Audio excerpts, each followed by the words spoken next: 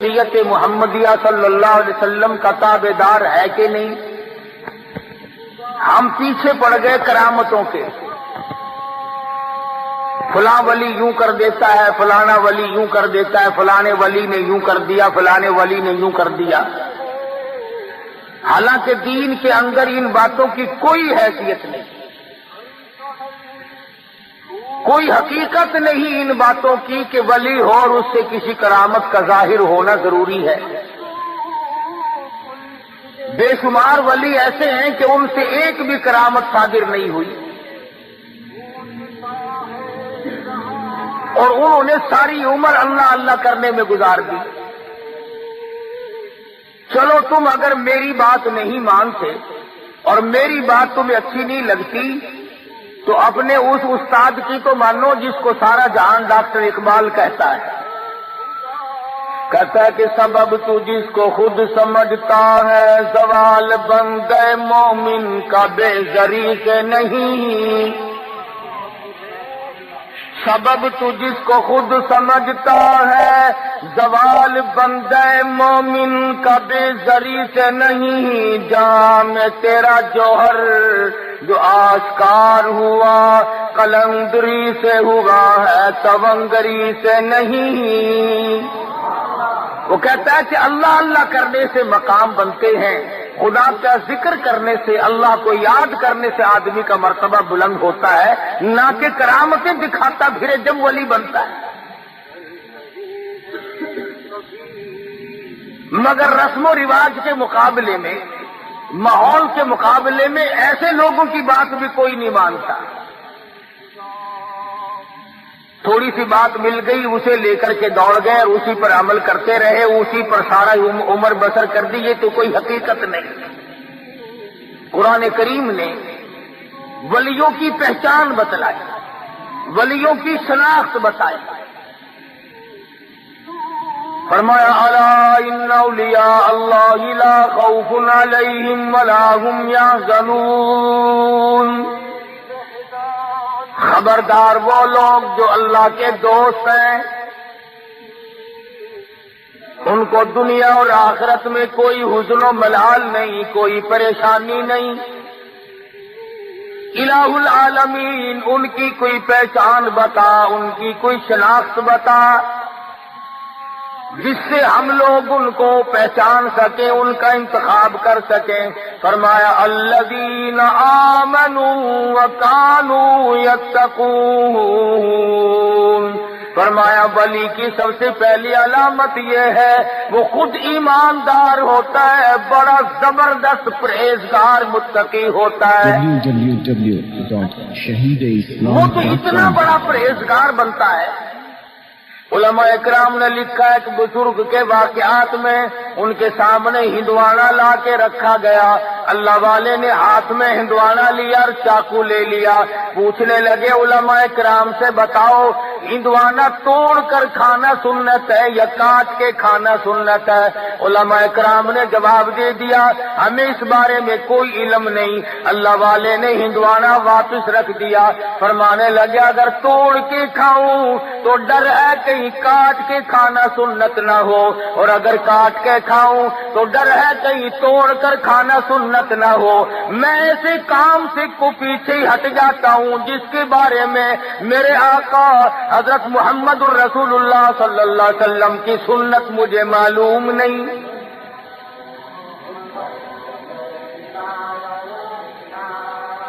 یہ جتنے بھی ولی گزرے ہیں انہوں نے، میں قسمیہ کہتا ہوں، ایک نے بھی سنت کا ترک نہیں کیا۔ رات ہو، دن ہو، صبح ہو، شام ہو، یہ لوگ سنت پہ عمل کرتے ہیں، اور سنت پہ عمل کیے بغیر ولایت ہو بھی نہیں سکتی۔ کیوں؟ سرکار مدینہ صلی اللہ علیہ وسلم کی جوتیوں کے صدقے میں تو ولایت ملتی ہے۔ وہ لوگ تو مدینے کی راہ لیتے ہیں اور اپنے آپ کو مدینے کی شریعت کے سامنے قربان کر دیتے ہیں۔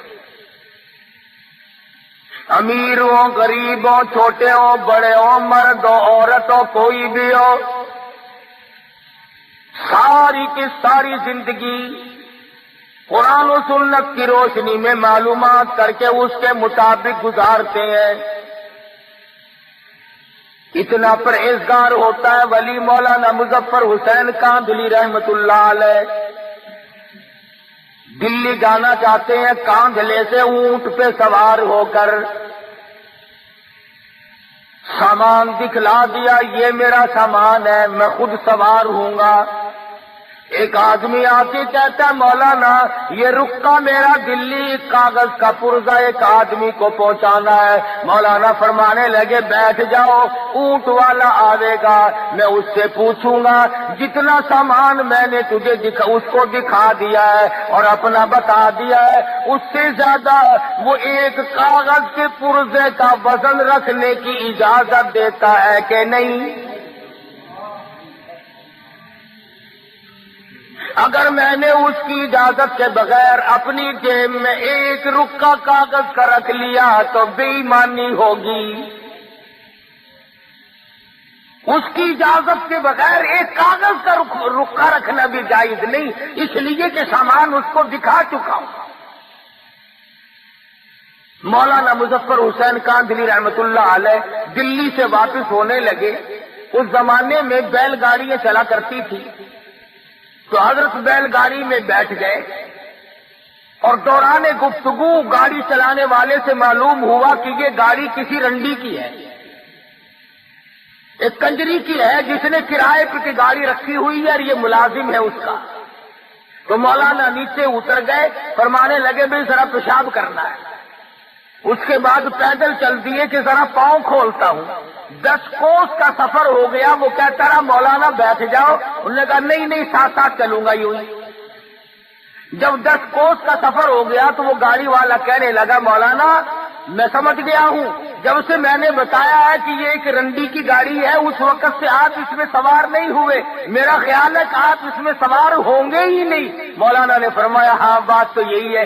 کہا حضرت مجھے واپس کیوں نہیں کر دیا؟ فرمایا بیٹھا اس لیے نہیں کہ گاڑی کنجری کی ہے اور تجھے واپس اس لیے نہیں کیا کہ معاملے کے خلاف ہو جائے گا.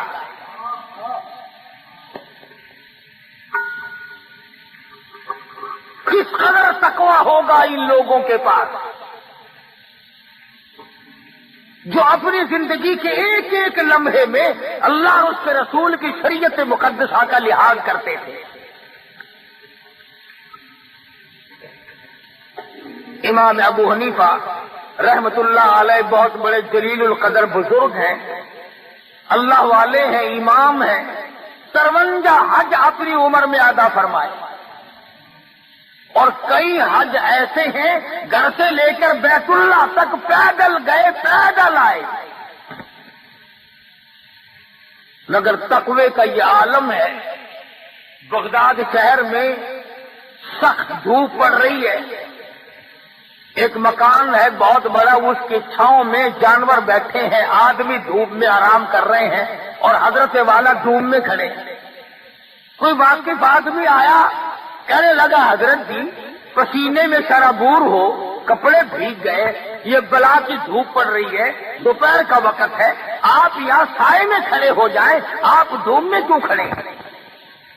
سبحان اللہ. فرمانے لگے جس کے مکان کا یہ سایہ ہے، جس کے مکان کی یہ چھاؤں ہے، میں نے اس مکان والے سے قرض لینا ہے، ڈرتا ہوں اس کی کسی چیز سے فائدہ اٹھایا سود نہ ہو جائے. کتنا تقویٰ تھا ان حضرات کا. امام احمد بن حنبل رحمت اللہ علیہ بہت بڑے جلیل القدر ولی ہیں.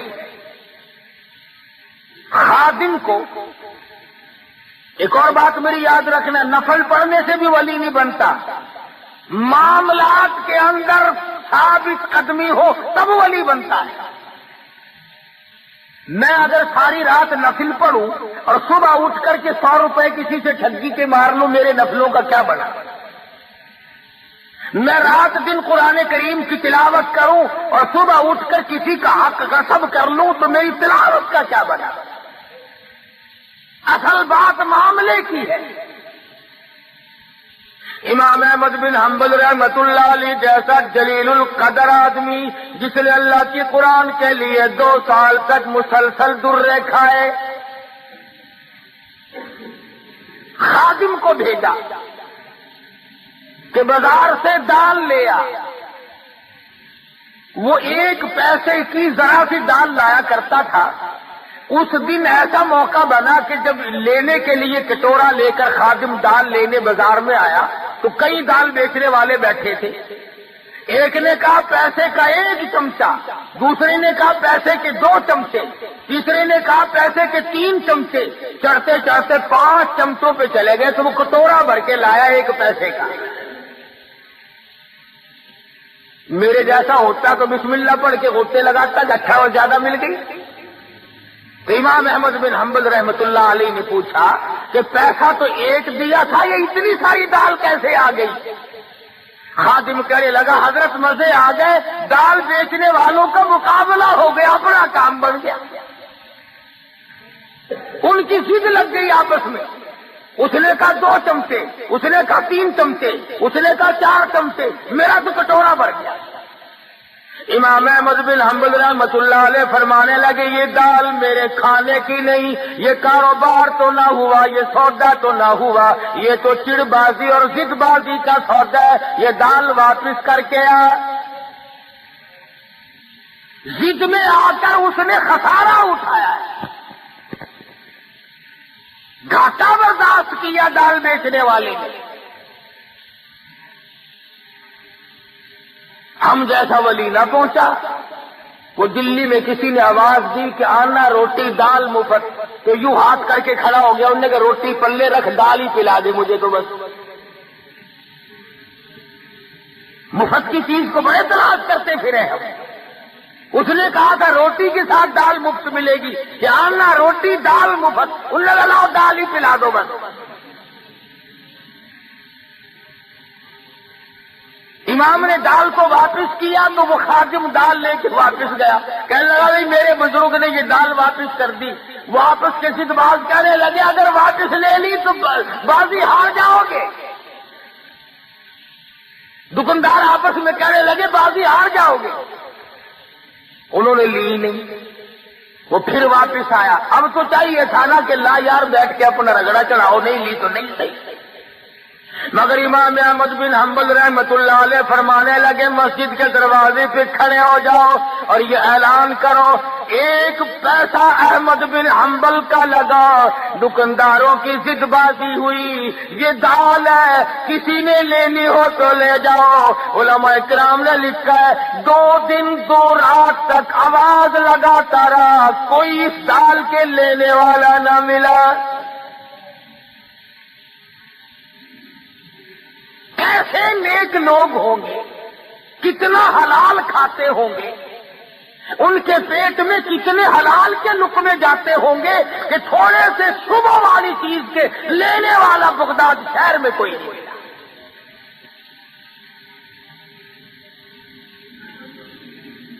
امام ابو حنیفہ رحمۃ اللہ علیہ کے سامنے ایک آدمی آیا، پوچھا کیا بات ہے؟ کہنے لگا جی میری بکری گم ہو گئی۔ کیسی تھی بکری؟ کہ جی بہت اچھے گوشت کی فربار موٹی تھی۔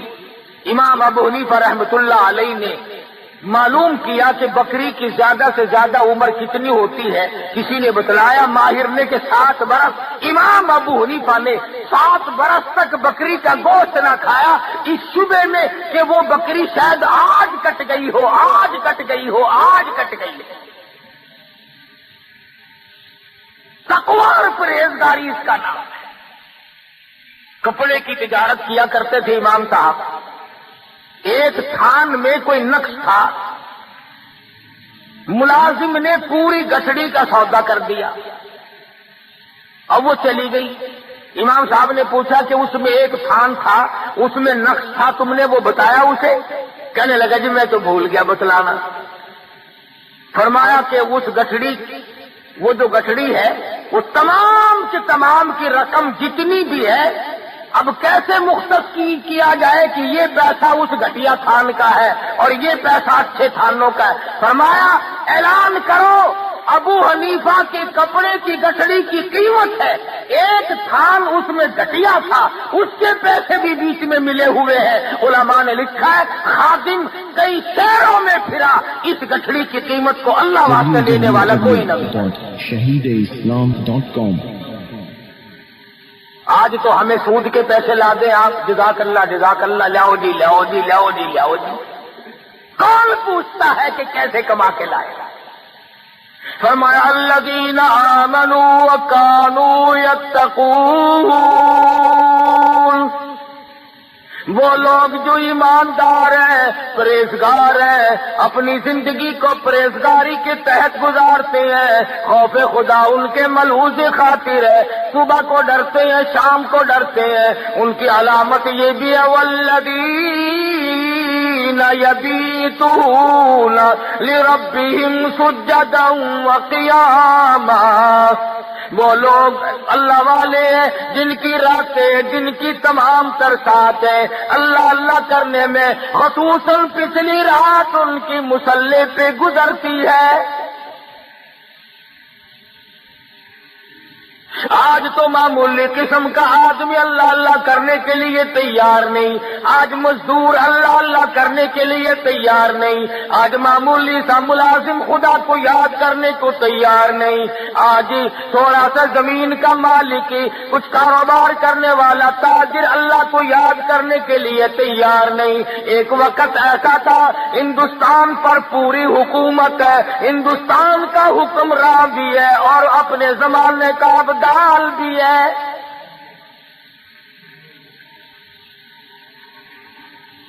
آج تو 2 ٹکے جس کے پلے آ گئے اس سے اس کا غرور ختم نہیں ہوتا، اس کی انانیت ختم نہیں ہوتی۔ اللہ میاں نے تھوڑا سا حسن دے دیا، قبر میں جانے تک اس حسن کا غرور ختم نہیں۔ اللہ میاں نے تھوڑا سا کاروبار دے دیا، اس کاروبار پر اتنا گھمنڈ ہے، فرمایا قل اللہ یحییکم ثم یمیتکم ثم یجمعکم الی یوم القیامۃ لا ریب فیہ۔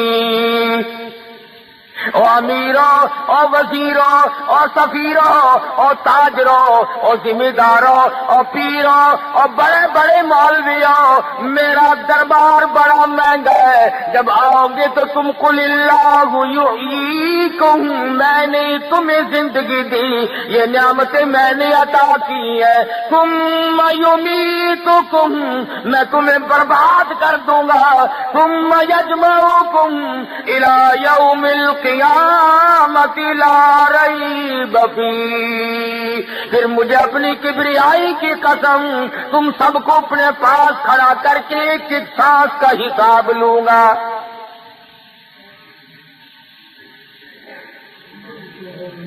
اب تو نامعلوم میرے اور تیرے دل کو کیا ہو گیا، ہماری آنکھوں کو کیا ہوا، ہمارے دماغ کو کیا ہو گیا۔ خدا کی قسم ایک ولی کی تمہیں بات سناؤں حیران ہو جاؤ گے، خواجہ قطب الدین بختیار کاکی سب کہہ دو رحمت اللہ علیہ،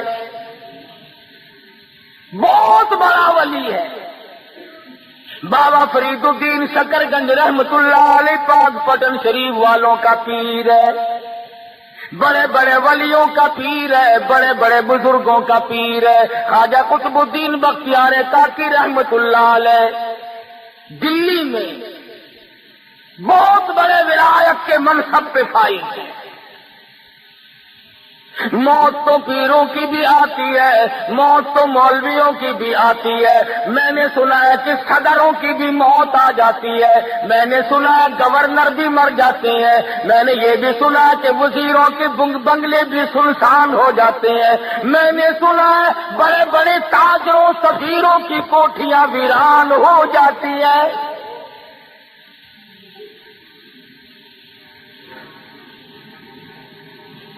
تھوڑی بہت ملکیت کی تو کیا بات ہے، روئے زمین کے مالک چلے گئے،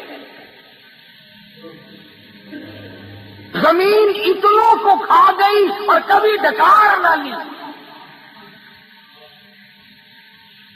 اربوں خربوں انسان زمین میں کھپ گیا۔ خواجہ قطب الدین بختیار کاکی رحمت اللہ علیہ کا آخری وقت آیا، وصیت نامہ لکھا۔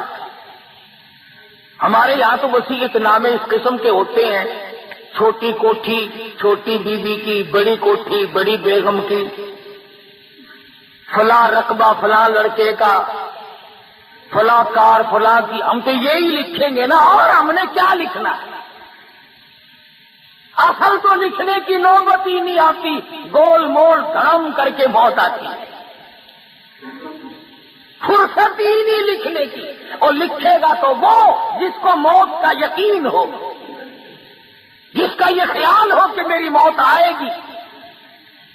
میرا تیرا تو یہ خیال ہے کہ ہم نے مرنا ہی نہیں، جو زمین میں چلے گئے موت ان کو الاٹ کی، ہم کیوں مرے؟ اللہ پاک فرماتے ہیں اور تم تو کیا ہو، تم سے بڑے بڑے آئے، اور جب میں نے ان کو جھٹکا دیا کیوں نہ کر سکے؟ یہ چونکہ ولی تھے، وصیت نامہ لکھ دیا، میرا جنازہ، وہ جنازہ پڑھانے کی شرطیں لکھ ماری۔ پہلی شرط یہ ہے میری نماز جنازہ وہ آدمی پڑھائے، وہ آدمی میرا جنازہ پڑھا سکتا ہے جس میں 4 شرطیں پائی جائیں۔ www.shahideislam.com میرا نماز جنازہ ہر آدمی نہ پڑھائے، ہر کوئی میرے جنازے کے لیے کھڑا نہ ہو، وہ آدمی پڑھائے جس میں 4 شرطیں پائی جائیں۔ پہلی شرط یہ ہے جب سے اس نے ہوش سنبھالا میرے جنازے کے وقت تک اس کی ایک وقت کی بھی، ایک دن کی بھی، ایک نماز بھی جماعت کے بغیر نہ ہوئی ہو، ساری عمر میں کبھی تکبیر اولیٰ فوت نہ ہوئی ہو، بیماری میں، دکھ میں، درد میں، سفر میں، حضر میں، کسی وقت میں بھی، کسی پریشانی میں بھی، کیسی تکلیف کیوں نہ ہو، ایک وقت کی بھی جماعت کی نماز اس کی ترک اور قضا نہ ہوئی ہو۔ پہلی شرط نماز جنازہ پڑھانے کی یہ ہے۔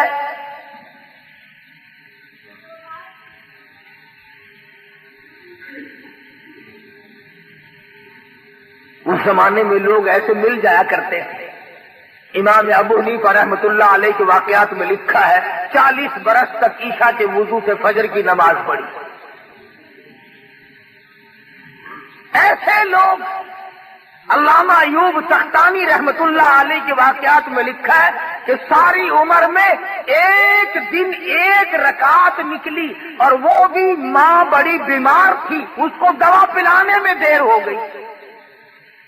ساری عمر رویا کرتے تھے کہ میری 1 رکعت قضا ہو گئی ساری عمر میں جماعت۔ ہمیں جماعت کی پرواہ بھی نہیں۔ علماء کرام نے لکھا جماعت بہت بڑی شے۔ عبداللہ بن ام مکتوم رضی اللہ تعالیٰ عنہ مدینہ منورہ میں نابینا صحابی ہے، مدنی کریم صلی اللہ تعالیٰ علیہ وسلم کی خدمت عالیہ میں حاضر ہوا، عرض کرنے لگا یا رسول اللہ میرے ماں باپ آپ پہ قربان ہو جائیں، محتاج ہوں، معذور ہوں، مجبور ہوں، نابینا ہوں، ٹھوکریں لگتی ہیں، چکر بھی لگ جاتی ہے، نماز کے لیے آتا ہوں، اگر آپ اجازت دیں تو میں گھر میں نماز ادا کر لیا کروں۔ رحمت دو عالم صلی اللہ علیہ وسلم نے فرمایا ہاں تو مجبور ہے، گھر میں نماز ادا کر لیا کر۔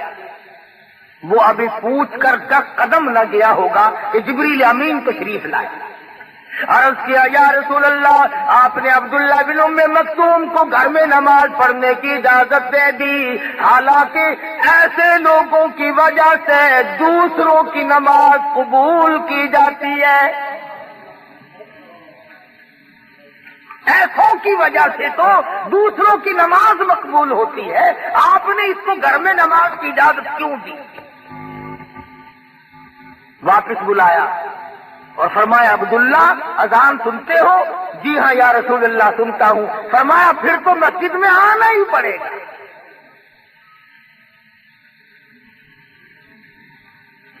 جماعت کی نماز تو کیا پڑھیں گے، ہمیں صحیح معنوں میں جمعہ پڑھنے کی بھی توفیق نہیں۔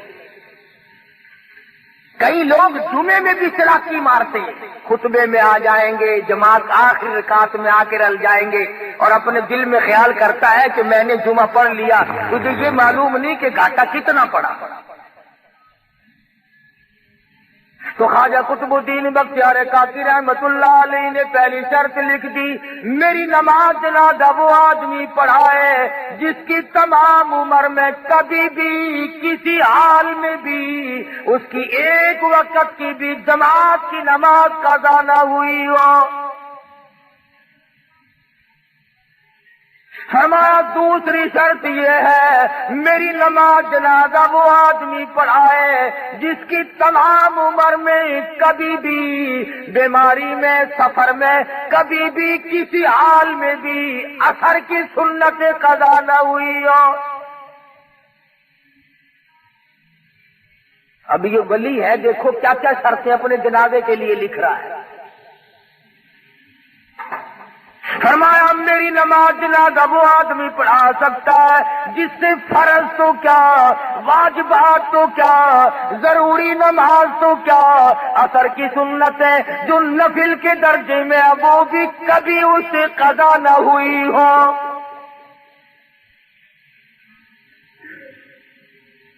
فرمایا تیسری شرط یہ ہے، میری نماز جنازہ وہ آدمی پڑھا سکتا ہے، ایسا آدمی میری نماز جنازہ پڑھائے جس کی ساری عمر میں کبھی بھی کسی حال میں بھی تہجد کی نماز قضا نہ ہوئی ہو۔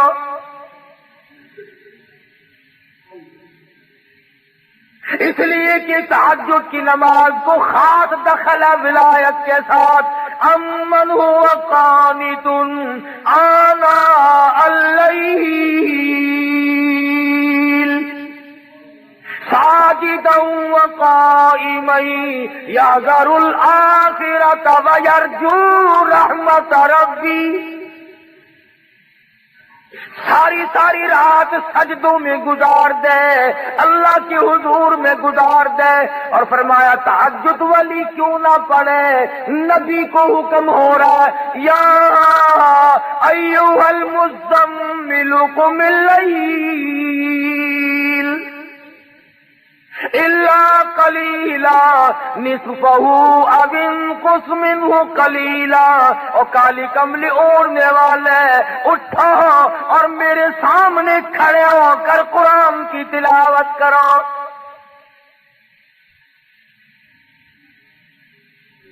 نبی کو خدا حکم دیتا ہے کہ رات کو اٹھ کر میری یاد کر، ولی ساری رات عبادت میں گزارتا ہے۔ ہمارے زمانے کے بعض پیر سے پوچھو نا، حضرت جی نماز نہیں پڑھ دے، آخر میں مدینے پڑھ کے آنا، میں مدینے پڑھ آیا، روٹی اتھو رگڑدا ہے، سارے کھانے تے پینے تے پہننے تے سارا رگڑا اتھوں چاڑدا ہے تے نماز مدینے پڑھدا ہے۔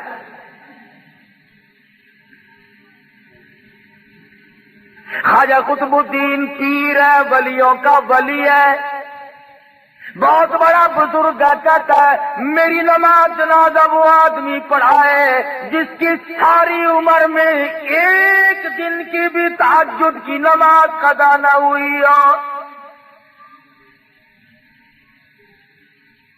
یہ تین شرطیں جو تھی یہ تو تقوی کی تھی، اللہ اللہ کرنے کی تھی، نماز جماعت کی، اثر کی سنتیں، تہجد کی نماز یہ تو کرنے کی تھی، اور چوتھی شرط ان سے بھی مہنگی،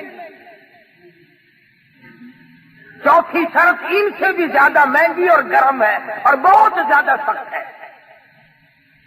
فرمایا لوگوں میری نماز جنازہ وہ آدمی پڑھائے جس کی تمام عمر میں کبھی بھی کسی حال میں بھی ساری زندگی میں غیر عورت پہ اس کی کبھی نگاہ نہ پڑی ہو۔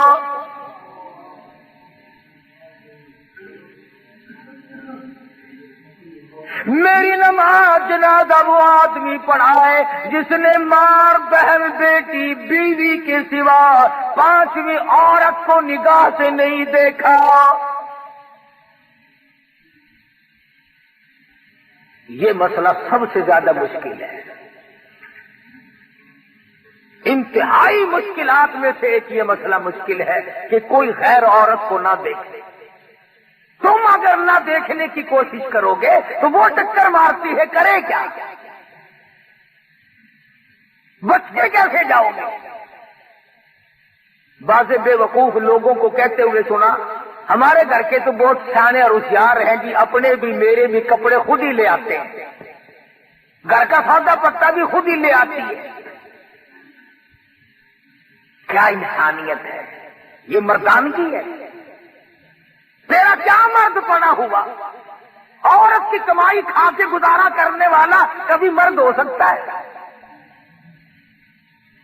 ڈوب کے مر جانا چاہیے ایسے مرد کو جو عورت کی کمائی کھاتا.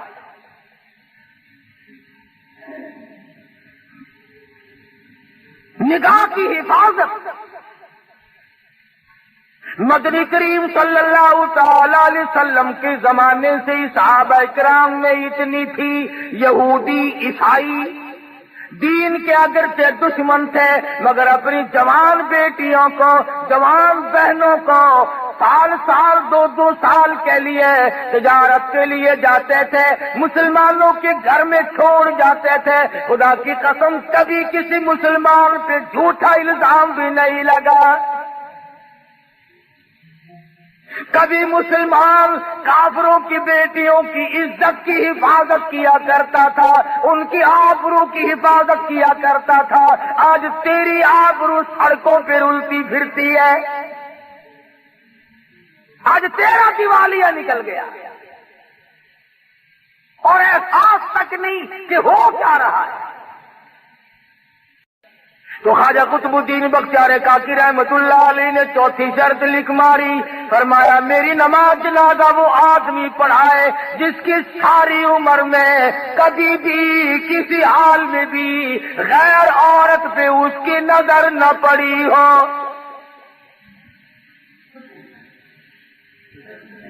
دلی میں خواجہ قطب الدین بختیار کاکی رحمت اللہ علیہ کا انتقال ہو گیا. میرٹھ، غازی آباد، مراد آباد، پانی پت، سہارنپور، پوری دنیا میں لوگوں نے شور مچایا. اتنی مخلوق آئی، علماء کرام نے لکھا ہے کہ کئی لاکھ آدمی جنازہ پڑھنے آیا. جنازہ رکھا ہوا ہے. تھوڑی تھوڑی سی دیر کے بعد وصیت نامہ پڑھ کے سنا دیا جاتا ہے کہ بھی خواجہ صاحب نے یہ لکھا ہے، دیکھ لو جس میں یہ 4 شرطیں پائی جاتی ہو وہ آگے آؤ اور جنازہ پڑھاؤ. مفتی موجود تھے، قاضی موجود تھے، قاری موجود تھے، عالم موجود تھے، مگر اپنے اندر 4 شرطیں مکمل نہیں دیکھتے تھے. کسی نے ہمت نہ کی کہ آگے بڑھ کر جنازہ پڑھائے. سچائی کا زمانہ تھا. آج اگر کوئی لکھ کے بھی رکھو گے نا تو چھلانگ لگا کر پہلے مصلے پہ وہ آئے گا جس نے کبھی فرض پڑے ہی نہیں ہوں گے. انہوں نے کہا چلو اور نہیں تو اخبار میں فوٹو تو آئے گا. ہاں کبھی آج شام کو جا کر کے سارے سرانے لکھ کے رکھ دو، بغیر جنازے کے جانا پڑے گا، پڑھانے والا ملے گا ہی نہیں انشاءاللہ. ان شرطوں والا تجھے ملنا ہی نہیں. اس وقت میں نہیں ملا تو آج کیسے ملے گا؟ خواجہ قطب الدین بختیار کاکی رحمت اللہ علیہ کا جنازہ رکھا ہے. سارا دن گزر گیا، علماء موجود ہیں، محدثین موجود ہیں، بڑے بڑے ولی موجود ہیں، مگر کوئی جنازہ پڑھانے کی ہمت نہیں کرتا. بالآخر شام ہوئی. ایک آدمی اگلی صف میں سے نکلا اور خواجہ قطب الدین بختیار کاکی رحمت اللہ علیہ کے جنازے کے قریب پہنچا. اور منہ سے کفن کا کپڑا اٹھا کے کہنے لگا، او اللہ والے، سمجھ گیا ہوں، جانتا ہوں کسے لکھ کے گئے ہو، کسے حکم دے رہے ہو۔ او خواجہ تجھے کیا ملا؟ میرا حال یا رب جانتا تھا یا خواجہ جانتا تھا، اور تجھے کیا ملا میرا راز فاش کر کے؟ میں چاہتا تھا تیرے سوا، میرے رب کے سوا میرا حال دنیا میں کوئی نہ جانے۔ میں نے مخفی زندگی گزاری ہے، اب بڑی مجبوری ہے، آپ نے شرطیں لکھ دی، اب اگر میں اپنا راز چھپاتا ہوں تیرا جنازہ پڑھانے والا کوئی نہیں، اور اگر تیرا جنازہ پڑھاتا ہوں پھر میرا راز باقی کوئی نہیں،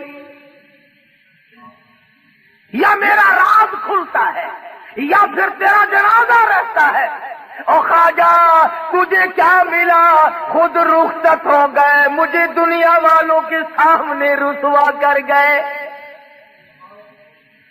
میں چاہتا تھا تیرے سوا، میرے رب کے سوا میرا حال کوئی نہ جانے، میں یوں ہی اپنے رب کے حضور جانا چاہتا تھا۔ خواجہ قطب الدین رحمہ اللہ کے جنازے کے قریب کھڑے ہو کر آنسو بہائے اور منہ ڈھانپ کر آیا اور کہنے لگا، لوگوں اب خواجہ کا جنازہ تو میں پڑھاؤں گا ہی، صفیں درست کرو، میں نماز جنازہ پڑھاؤں گا، چاروں شرطیں پائی جاتی ہیں، یقین کرو یہ کوئی صوفی نہیں تھا، یہ کسی مسجد کا امام نہیں تھا، یہ خطیب نہیں تھا، یہ علاقے کا پیر نہیں تھا، یہ کوئی حاجی نمازی نہیں تھا، بلکہ ہندوستان کا اس وقت کا حکمراں جس وقت یہ شرط نامہ لکھا گیا اس وقت کا پورے ہندوستان کا بادشاہ خواجہ شمس الدین التمش تھا۔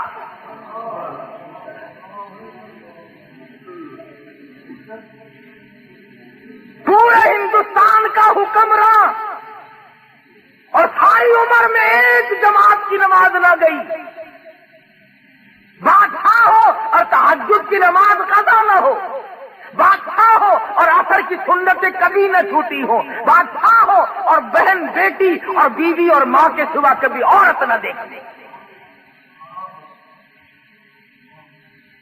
مسجد میں بیٹھے ہو، وضو کر کے بیٹھے، ایمانداری سے ذرا کلیجے پہ ہاتھ رکھ کے سوچو جب بادشاہ ایسے ہوں گے تو پبلک کیسی ہوگی،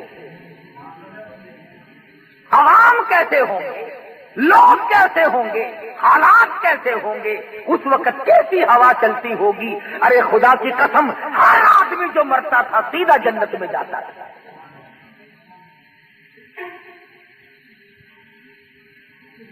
اب میں تمہیں کیا بتلاؤں کہ ان کے بعد بادشاہ کیسے کیسے آئے اور کیسے کیسے ہیں۔ میری ساری تقریر کا ناش کر کے کوئی لوگ یوں کہہ دیں گے کہ سیاسی تقریر شروع کر دی۔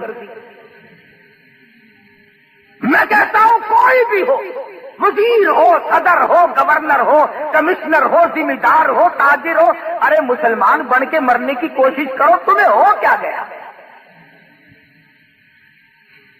سلطان عالمگیر مغلیہ خاندان کا بادشاہ ہے، ملا جیون رحمت اللہ علیہ کا جنازہ، اس کے استاد کا جنازہ رکھا ہے جامع مسجد دلی کے سامنے۔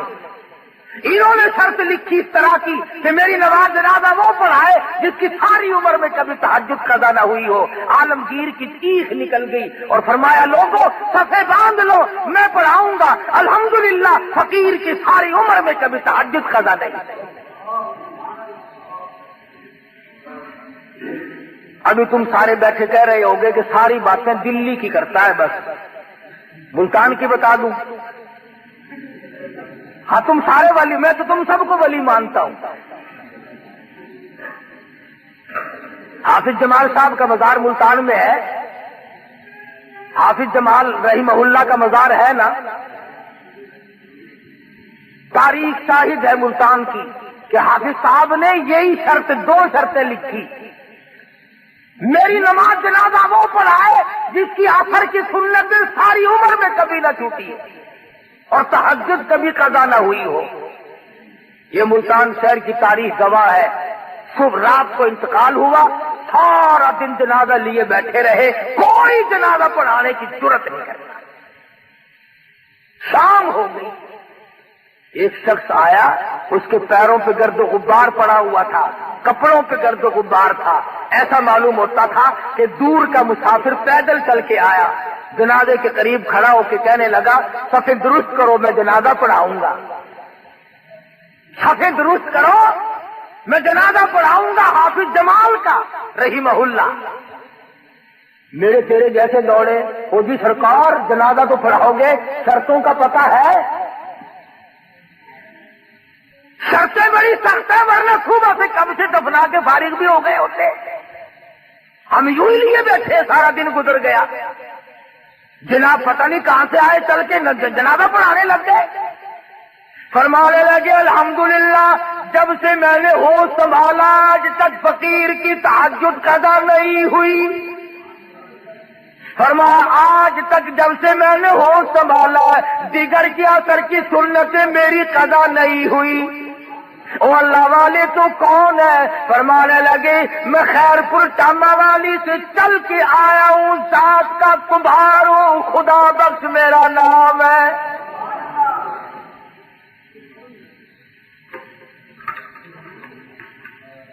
بتانا یہ چاہتا تھا کہ ہم تو ولی ایسے لوگوں کو مانتے ہیں، اب تم ان کو ولی مانتے رہو۔ لڑکی کا لڑکا بنا دیا، لڑکے کی لڑکی بنا دی، چمٹے والا پیر، طبلے والا پیر، ہارمونیم والا پیر، میرا قرآن والا پیر، نبی کی حدیث والا پیر۔ حضرت مولانا خواجہ خان محمد صاحب دامت برکاتہ میرے پیر و مرشد ہیں، خانقاہ سراجیہ والے۔ خدا کی قسم مجلس میں بیٹھ کے تو دیکھ اللہ یاد آ جائے۔